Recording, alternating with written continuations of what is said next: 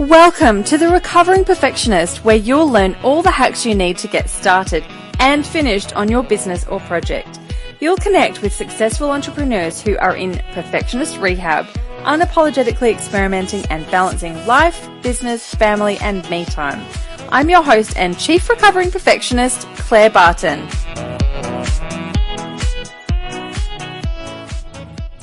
Hi everyone, it's Claire Barton. Welcome to The Recovering Perfectionist. I'm here with Lynette Delane, who is a tech translator at Kits and Bits today. We're going to find out what the hell that actually means in a second. Hey, how are you, Lynette? I'm very well, thank you. How are you, Claire? I'm very good, thank you. Great to have you here. So tell us, what the chips is this tech translating thing all about? So I consider myself a client advocate or a consumer advocate when it comes to technology. So I help small business owners in particular, and especially those of us over 40 who weren't taught how to use computers, to navigate the world of tech a little smarter and become more productive. So I specialise in Microsoft products, but also, a lot of the common tech that we use these days. And saving people time and money so that they don't waste it, especially if they're on their own. Speaking my language, talking about productivity and some tools and techie stuff. And I think like Tech Translator is so perfect because there's so many people who just go, oh, I don't get tech, or I'm not a tech person or whatever. And I think that's a real shame, because I know we don't all have to be tech people to understand how to use and get the most out of some techs that can actually save us a shitload of time and money and effort and energy and stress and all that sort of thing. So, and it's hard to avoid these. Very hard to avoid. 20 years ago, you could get a receipt book and a bank account and be on your way. And now, social media and, to know some stuff. You do. Yes, exactly. Cool. So I obviously follow you quite a bit online, and we're in a lot of the same circles and that sort of thing. So I've got a pretty good idea about some of the things you do. And my little inner geek goes a little bit crazy every time I see you post something, and I'm like, ooh, I wonder what that's all about. So that's really cool. But what we want to talk about today, which I'm really excited about, is anyone else who says the P word as much as I do. So we're talking productivity. Yeah. Woohoo! Now, I love productivity too. When I first started my business, I was very inarticulate, and I said things like, I'm really good at organising things. Do you need me to organise something for you? And now my part of what I often say is I'm a planning and productivity coach. So productivity is just so first and front and center. And for me, that means so many things, from having the right technology and having the right apps and knowing how to use them, or at least finding someone who does know how to use them, right through to outsourcing and doing as little as possible, basically, but getting the biggest bang for your buck with the energy and time that we do have. So I'm super excited to talk about this stuff today.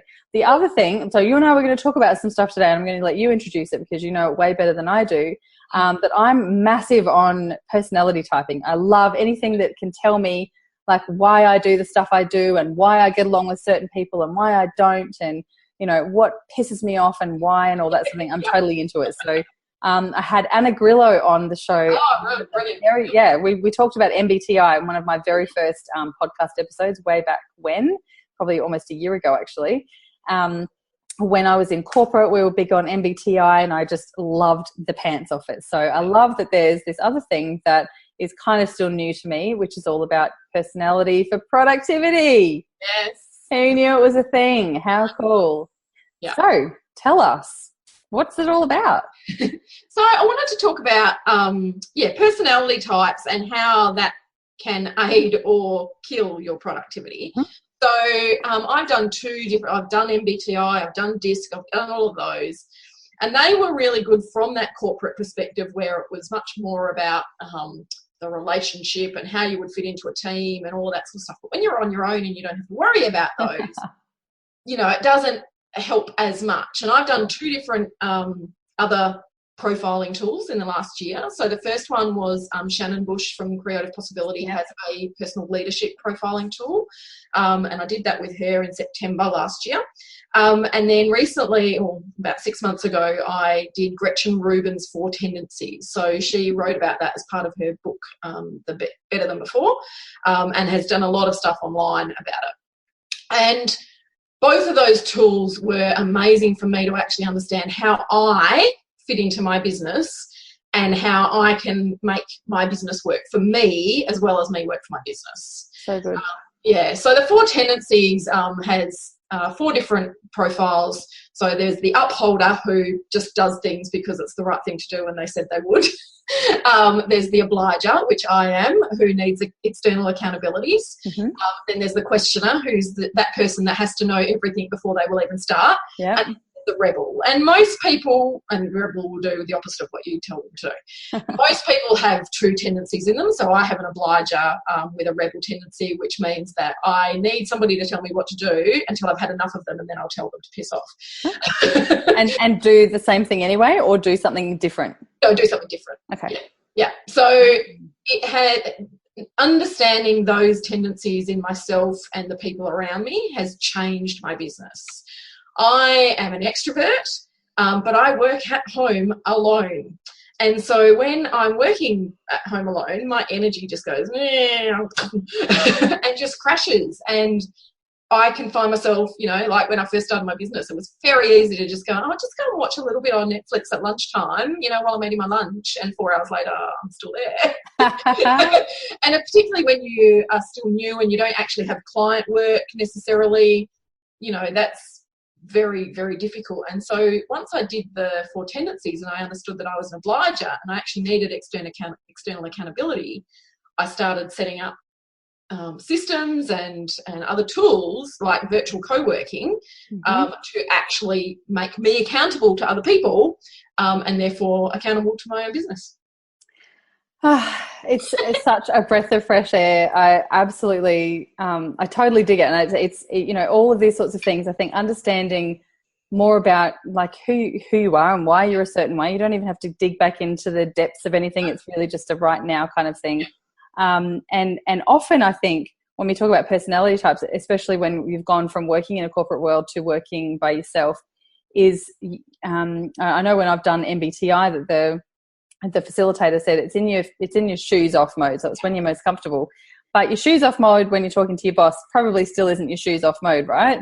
And I mean, I'm a J, so I'm naturally very organized. I do things very much ahead in terms of MBTI. I do things ahead of time.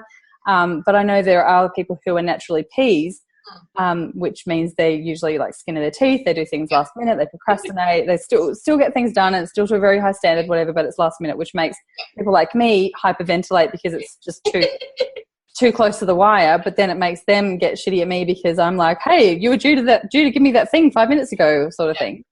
So that's one thing. But yeah, when you kind of come into a business, the whole urgency changes. And I wrote a blog very early on when I started my business saying I really miss my boss. I didn't miss working in corporate. I didn't miss the travel. I didn't really miss my boss. Like, it was great to be my own boss, but I really missed having that accountability, that follow-up, and also the pat on the back, when I had done something really great, because I'm probably the same. If I did this thing, I probably would be an obliger as well. I'm very much, it's called the recovering perfectionist, and I'm also a recovering yes girl and a recovering people pleaser. But there is still a big part of me that does that, right? If I've got, like you said, if you've got a client and they're waiting on something and they've paid you, you bloody well get it done. But if it's just for me because it's in my shiny object box and I took it out and I thought, oh yeah, I might create that thing, there's no urgency. There's no one telling me, wow, Claire, that's amazing. Well done. You've got it done a week before it was due. It's not a thing. So there's no, like, the motivation thing there is definitely not a thing. So yeah, I think it's really interesting, and probably understanding, like you said, when there's no team dynamic, what's the, where does it all, how does it all kind of fit in, and how do you make sure that you still get stuff done? Yeah. Cool. It's been a really big change for me to actually set those tools in place. So I actually started my own virtual co-working club. So I have there's 20 or so women in the group, but there's probably half a dozen regulars from across Australia, and we all, similar to a lot of other virtual co-working clubs, but we have set times during the week where we're all going to get together, and you might have different people on different calls, but it's just right, somebody's expecting me to be at my desk at that point in time, and I've told them that I'm going to be working on this for the next 40 minutes. So I really should. I mean, some of them are 3,000 miles away. It's not like they can actually slap me on the wrist, but and they've got nothing to do with my business. But it just means that there's that tiny little level of accountability, and it has absolutely changed my business. Totally. And look, I couldn't agree more. I'm very much, I'm much more likely to show up and do something if there's someone there. Partly, I guess, for the actual showing upness of, you said you're going to be bloody well be there. But there's also that kind of, for me, like I said, I get quite a kick out of saying, okay, I'm going to spend the next 40 minutes doing my newsletter, and then coming back after 40 minutes going, yay, I've just hit send on my newsletter. Yeah. Like, that's really important to me, getting that sort of feedback. And I know that's not how, exactly, getting a bit of a gold star. Yeah. I've always been very transparent about that. When I was working in businesses or, in corporate world, whatever, people would say, so what motivates you? And you're supposed to say teamwork and getting the job done for the business and rah. I would always say, honestly, money and a pat on the back when I do something really good. Yeah. If I get a pat on the back for doing something crap or for doing something that was not as good as the thing I did last week, I'm just going to get pissed off. I don't need a pat on the back for everything. Yeah. But when I do something that's kick-ass or that's really good or that saved you money or whatever, I want some kudos for that, man. And when you're in your own business as solopreneur, there's no one to give that to you except for yourself usually. So, I build that into my business now, and I totally tell people about it, like my husband and my dog and my kids and my best friend, people who probably, they're like, yeah, great. I'm going to go over here and have some toast now. But no, I totally get that. So to what you were just saying, I started Batshit Crazy 3 months or so ago. And it's perfect accountability. And you know what, like there's a training component, there's modules in there, there's heaps of learning and resources. But the number one thing, I've just done a big survey on everyone who's in there, and the number one thing that a lot of them have said is it's that accountability. And what I think it kind of drills down to is that people have committed and they've prioritized the thing that they said is really important.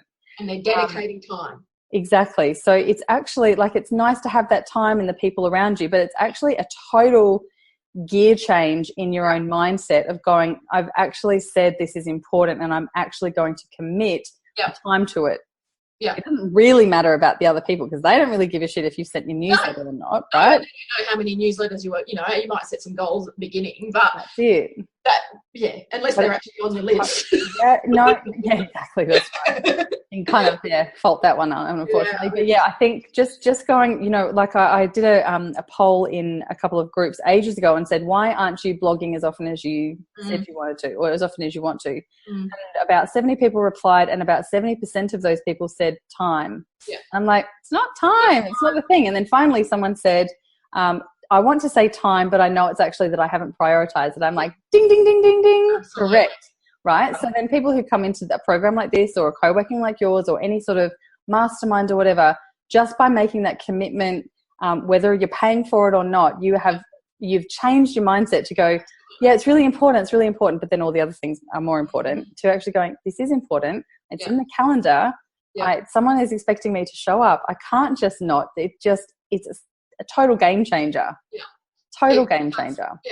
It really does. It completely changes the whole way I've, even the way I've operated. I've then found that just by, having, when we first sort of started, because I had a part-time job at the start of the year, and so, my and I was rebuilding my website, so my time schedule for my business was just completely gone.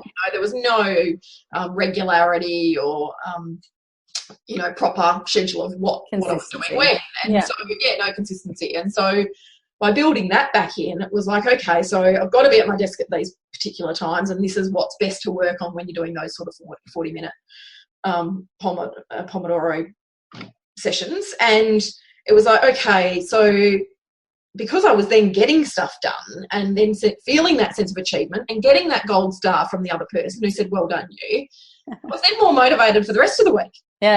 It was that real, that snowball effect of actually, hang on a minute. So I only did that on Tuesday, but I've been at my desk every day, Wednesday, Thursday, Friday, which when you don't have to be at your desk, it's actually a big sense of achievement for an obliger anyway. But I was just like, well, that's what I do.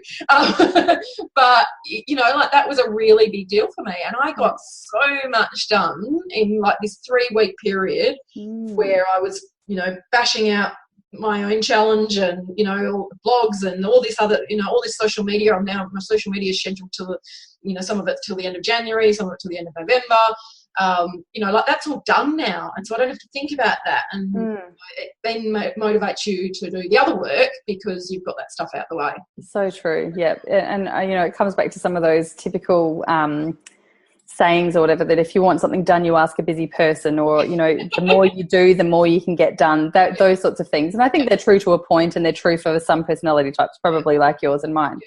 So we've already established if you are an obliger, co-working, accountability, systems, and that sort of thing works. Can you tell us about some of the other productivity personas, personality types, and what sort of tools the other ones might use, or have you really only investigated the ones for the obligers and the rebels? I've mostly investigated the obligers, yeah, and the rebels, you know, it's some of that reverse psychology. Yeah. The question is, can overthink, you know, they want to know everything before they start, and for them it really does come down to that imperfect action of, right, you know, you almost need to prioritise what are the 5 most important questions you need answered, and everything else just has to go by the wayside. Sure. Yeah, okay. So there's space there, but Gretchen's got some amazing stuff online. She's got videos to go and watch to show you how to work better. Op holders don't really need tips with productivity, they just get stuff done. Yeah, right. But they can also tend to be the people who take a lot of other people's stuff on. Yes. So, you know, they're that busy mum who ends up doing everything for everyone else. So they can get into trouble in that space. So, interesting. I'm just going to follow this train for a second, and then I want to come back to more of the other tools and that sort of thing. I'm always talking about, obviously, the recovering perfectionist, recovering yes girl, saying yes to everyone. Always, like you said, if you're a busy mum, you tend to do your business, your house, your family, your socializing, all that sort of thing, and you come last, which I know there's a million amazing women out there who are trying to help us change our mindsets and our practical kind of things to overcome that. Yeah. And, you know, everyone's got their own journey around that and that sort of thing. In that sort of sense, what's your kind of journey been like in that? In that, you said you were working earlier in the year, and now you've got your business, and you've kind of come up with some of these tools and strategies to overcome that. Where are you at that? What's your opinion on the kind of keeping other people happy and learning to balance that out with your own stuff? So I'm single. I don't have any kids, so that takes a lot of that pressure off. But one of the reasons that I started my business was because my mum was elderly and needing a lot more care and attention. Mm-hmm. And, you know, so I was able to offer that. She passed away March last year. Mm-hmm.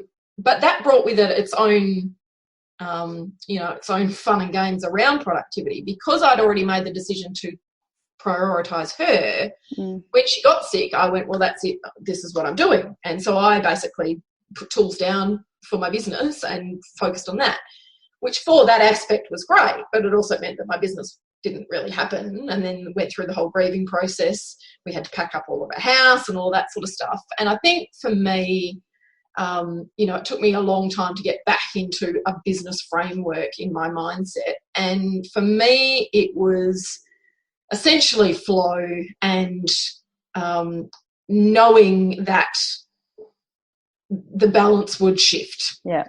And I think that's, parents of young children have got to think that way as well and go, okay, well, this is a temporary, it's not short temporary, but it's still temporary. And there, you can, if the kids are little, obviously you've got to put more attention into them. Once they go to school, you've got more opportunity to do different things. Yeah. And I think it's just about actually having that longer term view of what am I prioritising now? I did a workshop years and years ago with a coach who was talking about the instead of thinking of your life as a piece of pie, or a pie with 8 pieces that you could pull out equal shares of. It was much more like the front of a newspaper, where it was always a main story. And that main story today is different to the main story tomorrow. And obviously our lives don't shift quite that quickly, but over the course of a year and several years they do. So you have the main story, then you have the next, the next lead, then you have the smaller story, and then you have the little bit across the bottom. And to me, that's always been a really good analogy to how we prioritise our life. There was a time when Mum was fine and I was, younger and single, and I put a lot of my time into being on committees and, going out to social events and all that stuff because I had the time, I was able to do that. And then when Mum started getting sick, I was like, okay, well, now I spend more time here. And then when I had a partner, I was like, well, that's where my time goes. And so you've really, you just, that front page shifts, really. I suppose that's totally love that so much. I said to someone earlier today, can you tell I like analogies? Because I used it quite a few. I really love that. I think that's a really good way of talking about it. And I know people get into this ridiculous debate over balancing and blending. And I'm like, potato, it's all the same thing, whatever word you want to give it. Yeah. Of course it's not. You can't say, well, I spend 3 hours here and 3 hours, and it's never going to change. It's not how it works. So but I think that's a really important lesson to learn, is to be okay with the fact that it flows and it changes, and the front page of the newspaper doesn't look the same from, 1 second to the next. And, when you are trying to balance all of these things, it does change every day. Like there's so many days where I've got a 3 and a 4 year old, and there's so many days where I've got like 8 hours of back-to-back. Seriously, I've got 8 hours of back-to-back one-to-one clients and podcast recordings and whatever, and next minute one of them's sick. Yep. Well, I haven't got 8 hours of work anymore. I've got 8 hours of cuddles and mopping up spew probably. Do you know what I mean? And that's okay as well. And Absolutely. Giving myself the permission to be okay with that, and giving myself permission to feel like I was letting other people down, even though on a practical level I knew it wasn't even an issue, because I've been pretty specific, from the word go. If you engage me and you hire me, I might have to cancel because I've got a 3 and a 4 year old. I probably won't say those exact words, but you'll see from the rest of my life on social media, that's what happens, right? And it's okay. Yeah. And even for me, I didn't, without the kids, when Mum got sick, I had 5 templates that I was designing that week. Wow. They'd all just come in at once, of course. Yeah. And I was able to, when, Mum was first in the hospital, it wasn't as critical. And so I was able to take my laptop in, and while she was napping, all the other family were there, I was able to take my laptop away and do some work. But as she started to decline, it's like, well, this is not going to happen. And so I messaged those clients and said, look, this is what's happening in my life. I completely understand if you want a refund and you want to find somebody else, and not one of them. No. One of them said, yeah, that's exactly what I need. I mean, my stuff's not critically time sensitive. And so, they all went, yeah, when it happens, and then as it got worse, because Mum was in hospital for 5 weeks before she passed away. So, that was pretty solid, intense time. But, I had a friend message them and say, look, it's not getting it. I mean, they were in a lot of the groups that we're in, and so they knew that anyway. Yeah. And they were completely understanding. And, when I finally got back to them, they were like, this is great. Thanks very much. That's all good. Thank you for even doing it. We really didn't expect it to even get done in the end, because we've got much bigger things to worry about. Sure. Yeah, exactly. When we're in this space and we can build the business that attracts those people and fire the clients that we're not interested in having, if anyone actually had said to me, oh, I want to refund. Really put me out. I wouldn't have chased it. Would I? And I mean, the first time I've had this similar conversation so many times, the first time that happens is so scary, and you think, my thoughts when the first time that happened was, I'll never work in this town again, or something as dreadful and doom and gloom as that, because I thought that person's going to tell the next person, and it's just going to spread like wildfire, and people think that I'm unreliable. And, all the stories, all those ridiculous stories that you tell yourself. And in actual fact, it almost it changes your mindset, because you realize you've done it and the whole world didn't implode, so it's okay. And also, it makes you more human and more connected and more real and more authentic. And, I was in a position of probably 6 to 8 months ago where I was getting really busy. My husband was really busy, and we were like, we might have to look at putting the kids in daycare for an extra two days a week. And we kind of went down that path for a couple of days. And then I'm like, for a couple of weeks, I'm like, what am I thinking? Instead of this business, I spend more time with them. Not like, what? Yeah. It kind of sometimes takes that little, I don't know, little nudge or a little thing just to get a bit of a reality check. And like you said, a bit of perspective to go, okay, what's going on here? What do I actually need to concentrate on? And you know, often a lot of people who I speak to on the podcast or just in the group and that sort of thing, with this journey of the recovering perfectionist, there often is a catalyst. There's a thing that happened, whether it's becoming a parent, having some sort of trauma, someone passing away. There's often this thing that happens that people just go, I just can't do this anymore. I can't do all the things. I can't pretend that I've got my shit together and all, like, and it's okay.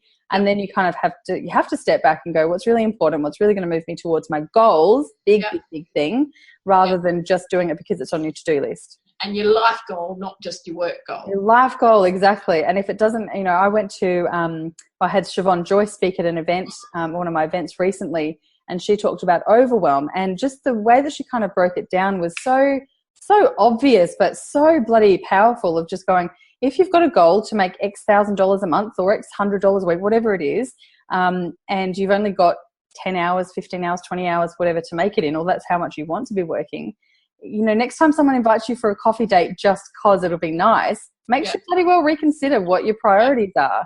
And you've got a filter to kind of put it back through to go, oh, actually, I really wanted to use that time to create that thing, send that newsletter, do that promo, schedule some posts, make some content, whatever. What am I going to get out of this 1 hour thing? And it takes 2 hours because you've got to travel and you've got to stop and you've got to, you know, all that sort of thing.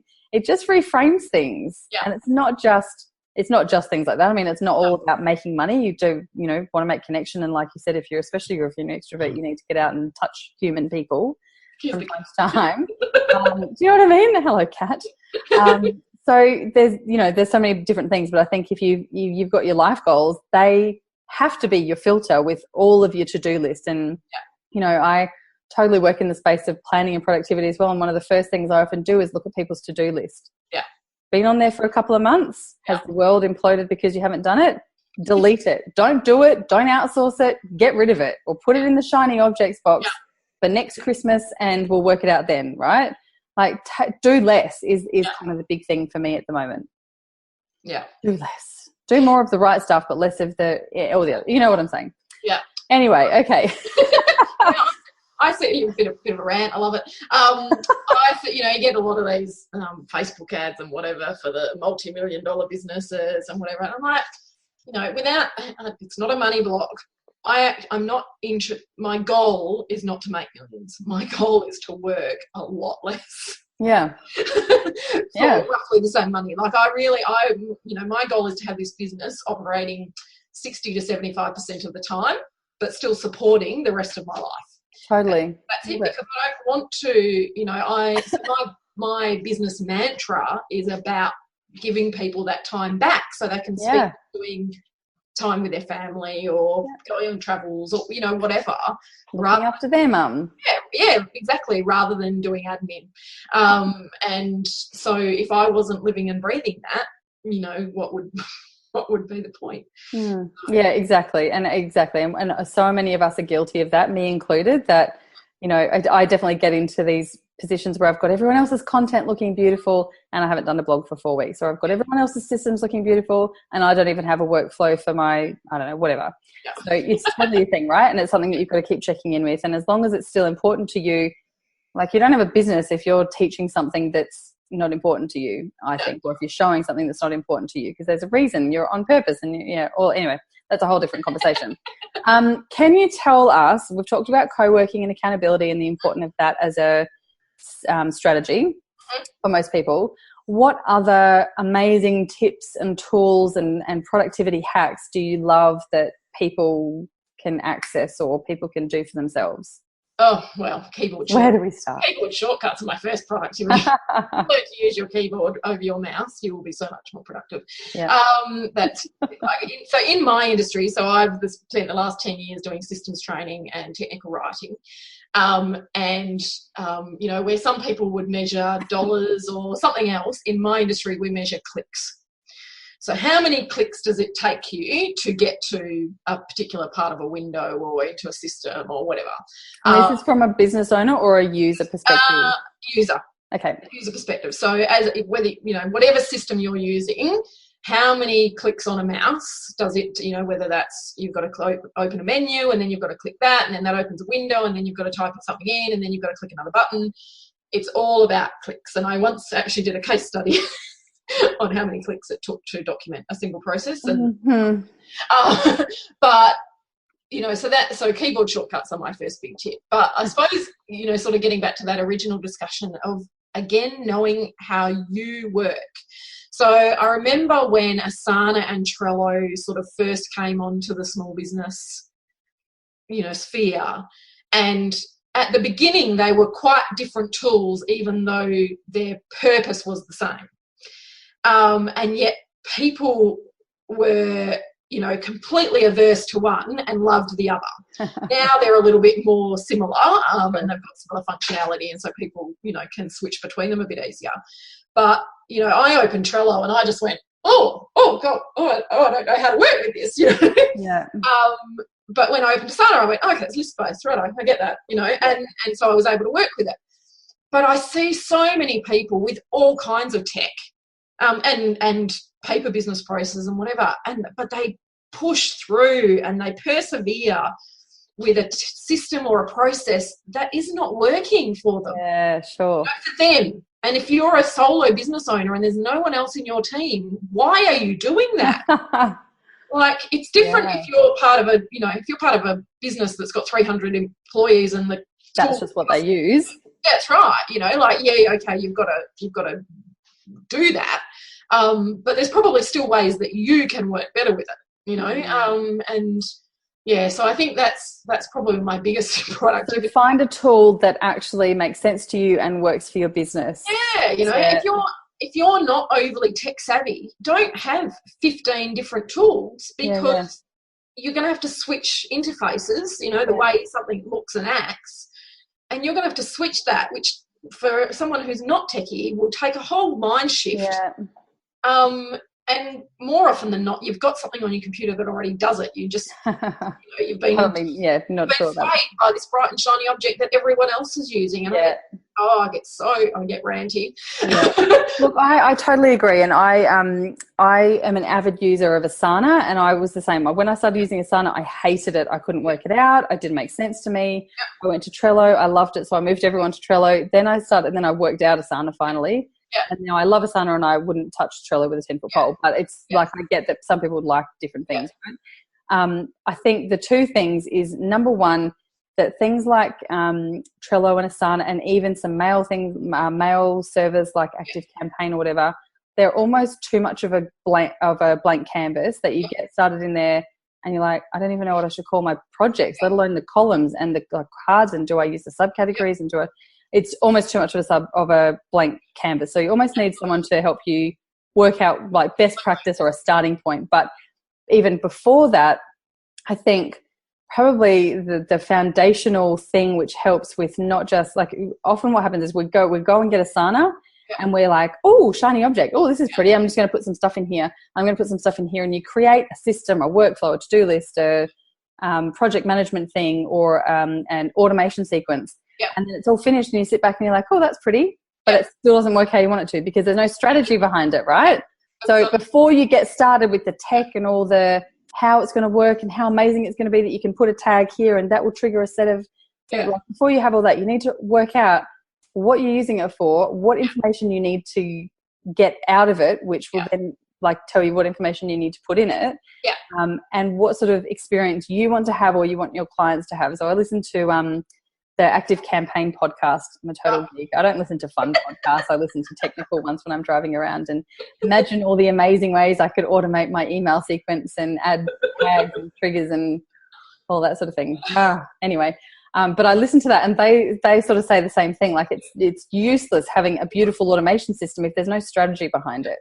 Yeah. So if we talk about something like that, if you want people to find read a blog and then click here and then they get a freebie and then they go down this beautiful path of learning about who you are and what you do and all that sort of thing, you need to know what that path looks like and the outcome you want from it before you go and start fiddling around with templates. Absolutely. Right? So there's got to be a reason. And like you said, if you can keep it to as few as possible. And when I first started, probably the biggest group of people I was working with were people who were in really established business, and they were making great money, and they were maybe moving from like an in-person or an in-clinic to an online-based business.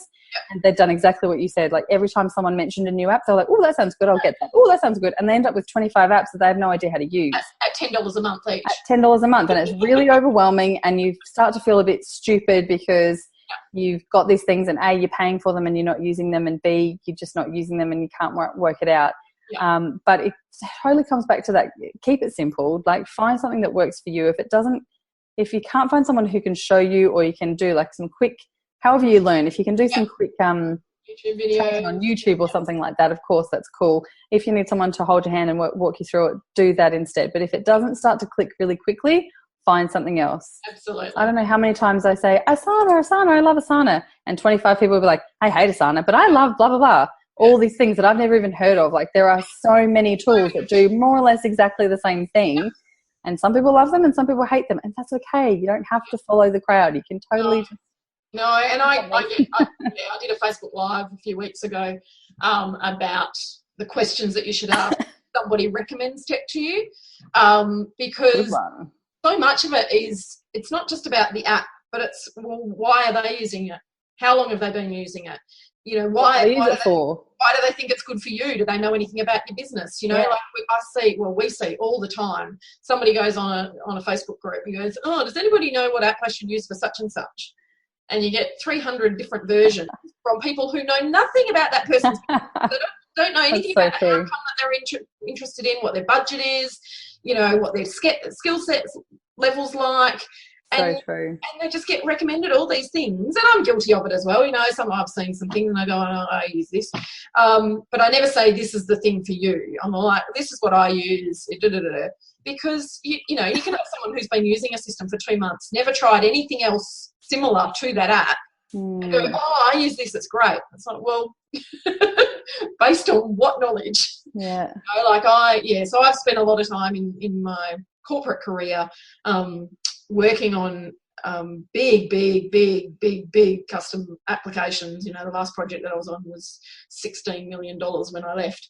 And they didn't document the requirements properly at the beginning. So $16 million later, it still wasn't working. You know, you think what a small business could do with that money. But because they didn't sit down and actually understand how people worked and what they needed to do with it, and then they went and got a tool that was off the shelf that didn't really work, and then they tried to customize it. And it's like, it doesn't work. Yeah, exactly. Yeah.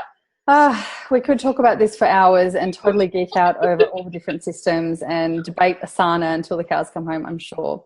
Yeah. But wrap it up for us, Lynette. Tell us, what are your key takeaways in terms of productivity and moving forward with strategies and things that are aligned to what is actually natural to your personality type? Absolutely. Yeah, so I think that's the thing, is actually understand what that personality type is. So go away and do the tools. You know, Gretchen Rubin's 4 Tendencies is free. There's free versions of MBTI. You know, if you're a proper practitioner, you've got to pay for it, but there's free versions where you can get lots of information about how you work. Understand that. Be self-aware of, you know, are you a morning person or a night person? Do you need to have lunch at a particular time? Do you, what's your... Quite specific, isn't it? What's your tech, because it all affects your schedule, your metabolism, how your brain operates throughout the day. Yeah, totally. You know, what kind of food you need to eat, all of that sort of stuff. Put all of that in place. Put your, you know, if you need to, like I generally have to have lunch before 12 o'clock. But I've noticed that as I've been busier and I've been, excited about what I'm doing, quite often it will get to 1 o'clock and I go, oh, that's surprising. But if I haven't eaten breakfast by 8 o'clock, the day's basically useless. Like I know that about myself. I know that I need that external accountability. So I established my own co-working club. I found my own accountability buddies and went, right, let's do this. And even if you've got one, If you've got one other person that you can call and go, right, we need to set up a thing because I'm not working, I'm not working well today. I need help. Just find that what are your strengths and weaknesses, and where can you get help from somebody else and where can you help somebody else yourself, I think that's my big thing, but understand yourself and how you work and don't worry about how everyone else works. I love it. Amazing. Perfect. Self-awareness, strategy, reason, support, all the things. I love it. Yep. No, I couldn't agree more. I think it's really cool. And, entrepreneurship is definitely a big journey in that because you just do incidentally learn stuff. Yeah. I know I yesterday took the kids to the cinema at about lunchtime, and by about 2:30 when we got home, I just wanted to fall asleep on the couch. I was so tired, and I'm like, why have I got no energy? I've done no work today. I've just been sitting around watching movies. Yeah. But we'd had popcorn and sushi. Yeah. All I've eaten is carbs. Of course I'm going to feel tired at 2:30. Do you know what I mean? So, little things like that you listen to your body and your energy and journal it if you need to, track it if you need to. But, I think if you have to, whatever works for you. But perfect. And there will be days where you actually just do need to have totally. Yeah, exactly. Yeah. Where can we find you? Where can people face stalk you? I'm lovingly into stalk you. I'm over all the interwebs. So kitsandbits.com.au is my business website. I'm on Facebook. You can connect with me on LinkedIn. All the other bits. I'm awesome. There. I'm not as active on the other bits. That's okay. We'll have all your links in the show notes and the links to everything that you mentioned as well in show notes. So if you can check that out as well. But it's been awesome chatting with you. I've really, really enjoyed this. I totally love anyone that I can geek out on productivity and hacks. Yeah, right. We're so rock star. I have to go now because I need to organize something. So, awesome chatting, Lynette. Thanks so much. And, look forward to chatting with you again really soon. See ya. Okay, see ya. And that is absolutely it, my lovely. So I hope you've really enjoyed the episode. It was great fun recording that one, as it is with all of them. If you'd like to connect, I'd love to stay in touch with you. I have a beautiful Facebook group community at bit.ly/The Recovering Perfectionist Crew with all capital T, R, P and C. I have a massive goal this year to get 50,000 downloads on my podcast, and I've got a YouTube show as well. So I'd love for you to help me out if you can by either subscribing to the podcast on iTunes. So if you want to go over and do that now, that would be awesome. If you have a couple of favorite episodes, or if there's one favorite episode that you've really enjoyed, I would love you to share that with anyone who you think would get as much out of it as you have as well. And while you're in iTunes, if you can jump in and give it a review, that would be amazing. iTunes definitely helps out podcasts that have got some good ratings and reviews and some really interactive listeners. So I would really appreciate your help with getting to my goal of 50,000 in 2017. The show is also available over on YouTube. The links are always in the show notes, so you can head over there. So it's The Recovering Perfectionist on YouTube. There's a channel for that as well. So jump in and leave your comments. You can watch all of the episodes in video. So if you want to see what we look like and our crazy hand gestures and facial expressions and all of that sort of thing, absolutely jump in. You can subscribe to the YouTube channel show as well, and then you'll be kept up to date when there's some new episodes that come in there. So love your support. And if you want to shoot me an email, it's hello@clairebarton.com.au. Always happy to receive your emails and open up a conversation. All right, big love. I'll chat with you soon. Bye.